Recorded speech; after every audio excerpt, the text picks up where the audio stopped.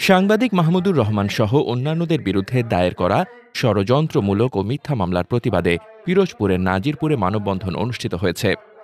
নাজিরপুর প্রতিনিধি আল আমিন হোসাইনের প্রতিবেদনে থাকছে বিস্তারিত।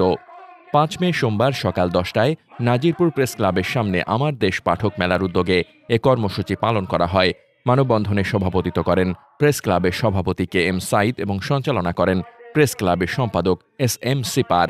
এতে বক্তব্য রাখেন বাংলাদেশ জামায়াতে ইসলামী নাজিরপুর উপজেলা শাখার আমির মাওলানা আব্দুর রাজ্জাক, পিরোজপুর প্রেস ক্লাবের সিনিয়র সহ সভাপতি মোহাম্মদ ইমাম হোসেন মাসুদ, নাজিরপুর উপজেলা বিএনপির যুগ্ম আহ্বায়ক মোহাম্মদ শফিকুল ইসলাম, প্রেস ক্লাবের প্রতিষ্ঠাতা সদস্য সঞ্জীব কুমার রায়, যুগ্ম সাধারণ সম্পাদক এস এম রোকনুজ্জামান, উপজেলা যুবদলের সাধারণ সম্পাদক মোহাম্মদ মিজানুর রহমান খান, সাবেক ছাত্রনেতা এস এম মাজেদুল কবির রাসেল এবং উপজেলা ছাত্র দলের আহ্বায়ক এইচ এম শামীম হাসান। মানববন্ধনে বক্তারা মাহমুদুর রহমানকে সাহসী কলম সৈনিক আখ্যা দিয়ে বলেন, ভারতীয় আধিপত্যবাদের বিরুদ্ধে তার ভূমিকা বাংলাদেশের সাংবাদিকতার ইতিহাসে এক উজ্জ্বল দৃষ্টান্ত হয়ে থাকবে।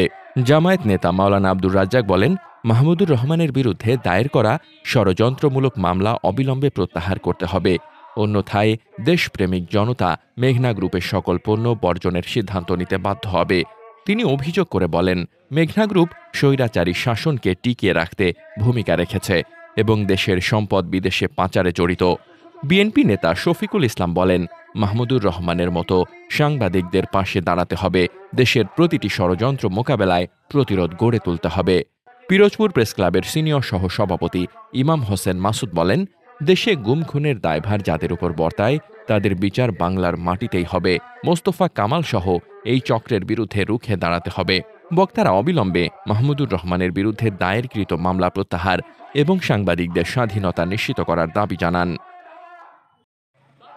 মোহাম্মদ শামীম রেজা, দৈনিক খোলা চোখ। আপনার স্বপ্নের যাত্রা হোক ফ্লাই ইনফিনিটির সাথে।